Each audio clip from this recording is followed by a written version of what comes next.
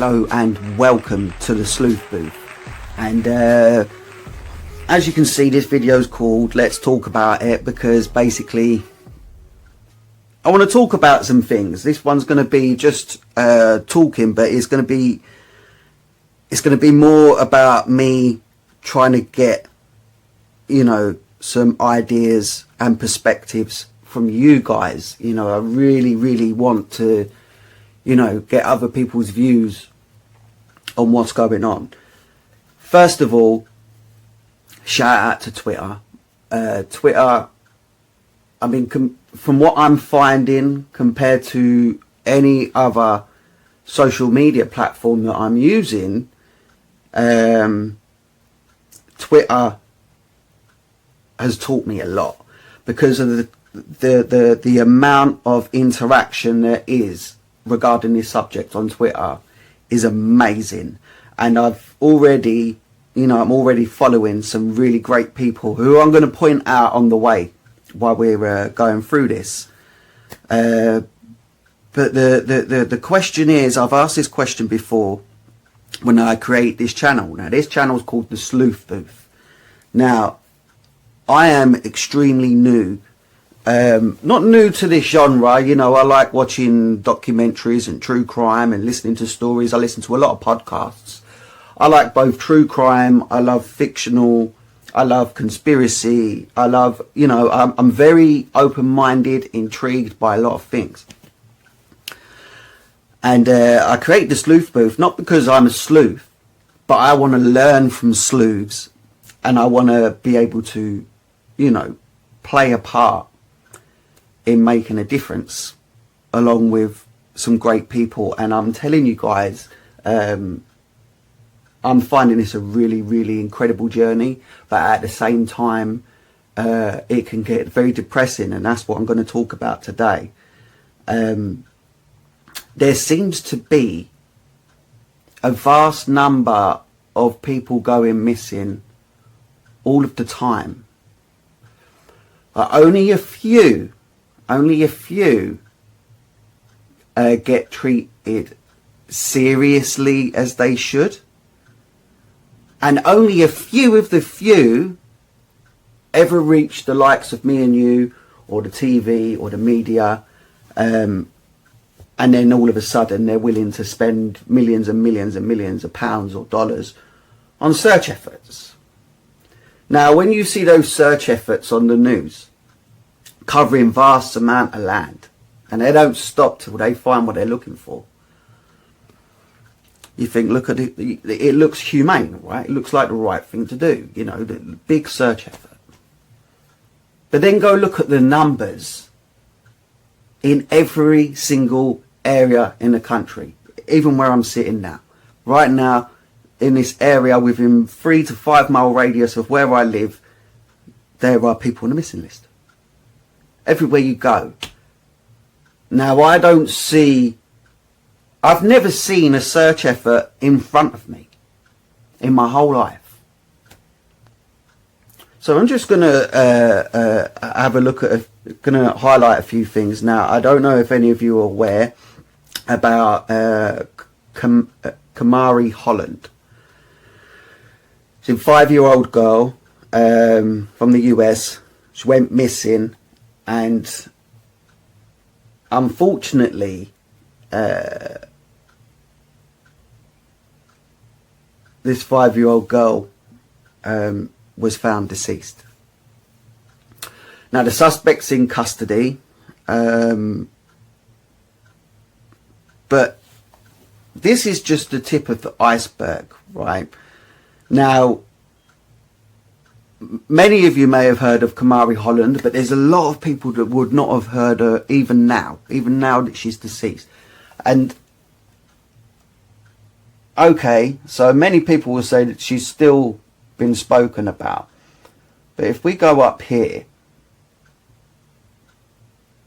see, unless I was doing this channel and I was actively going out of my way to look at missing lists, organisation websites and things like that, I would have never have seen this girl's face ever.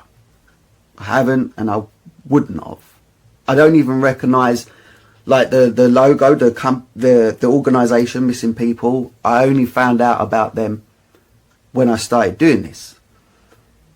Never see anything on Facebook. I mean, the amount of ads that Facebook puts in front of you when you're scrolling down, you know, all ads that have been snooping in your phone history and what you're doing, so they know that you want the new Amazon Echo, or they know that you want the PS5 or whatever, you know, so they'll throw that in front of you, but they never throw this. And yet this is what, around 50 miles from where I live.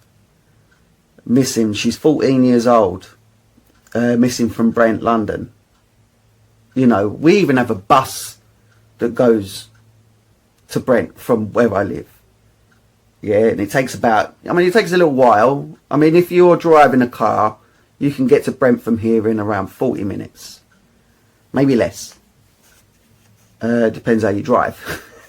But, so she's been missing. And Chanel, this is Chanel Nelson, by the way, as you can see. But what I've noticed about this organisation, they're really, really good.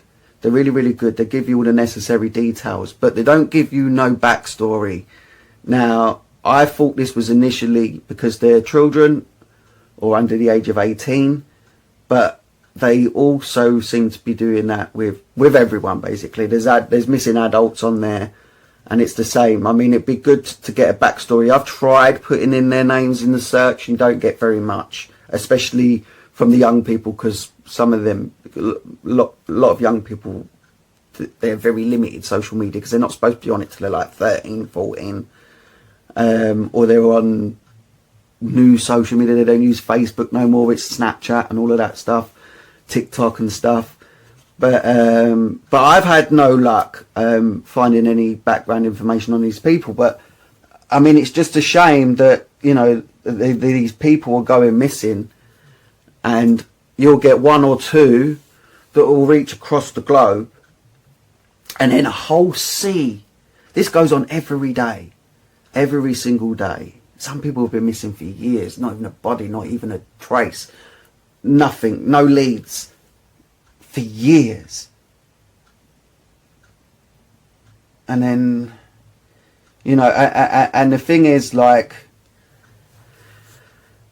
these communities, it's good to get involved. You ain't got to know your stuff. You know, you just go in and retweet stuff, you know, share your opinions, listen to other people, you know, communicate, you know, because this is a real big issue, man. I mean, every single day, I guarantee if I go on Twitter, this is no lie, every single day I'll go on there, and I guarantee there will be at least 2 or 3 new missing cases that will pop up in my feed that I haven't seen in the days before. Every single day. From US is a hot spot for missing list. Lots of people going missing, and the UK, considering we're only 65 million people thereabouts, we have a hell of a lot of people going missing, especially children. And another sad case here. This was a missing a guy. This guy had autism. He was last seen on the 23rd of September, so he'd been missing all that time. If found, do not leave him alone. Juby has autism and functions at an 8-year-old level. Unfortunately, his remains were found. I think they were found, I can't remember where they said they was found. It did state, one of these tweets did state it was found. Another missing person, 17 years old. Melina Rivera, 17 years old. I think she's 4'11", 120 pounds, brown hair, brown eyes. She was last seen 4 p.m. on December 11th in the Peony Street area. is it Peony or Peony Street area of Hudson, wearing a sweater, a red maroon tank top and grey leggings. So if you know anything, call the police, call the Pasco Sheriff's line. Yeah, this is sad. There was another this person was located, Elisa Wood. She's been located safe. I don't know much else about that since she's been located safe. Have I come down too far? See, this is the thing, guys. I could go on forever and ever and ever. And I mean, there's even been recently a baby. I'm sure it was a baby had been located deceased. We have this young boy here, 14-year-old Antonio Fowle from Ohio. If you have any information, please call that number, 937-592-5731. Madison Avery Murphy, if you see her, call Fort Collins Police. She's been missing since the 15th of June.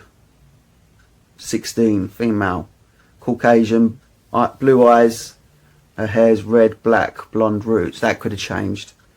What's her natural? I would say what's her natural colour, because obviously it's going to be growing out. 95 pounds, 4'11". She's got a tattoo, cross on the side of middle ring finger. Okay, so she's got a cross on her finger. I think that's quite a popular tattoo. And there was another guy here. Let me find him. Because there's a guy here who's been missing since 2015. And I recently shared this. This is Sky. Help find Sky, missing since the 30th of August 2015. Escondido, California. Skylar Peterson Tosick, age 20. Called her Escondido Police Department. Tip line 760-743-8477. And the information for the case number is on the image there. But I mean, that's 6 years, over 6 years now. And what are you supposed to think at that point?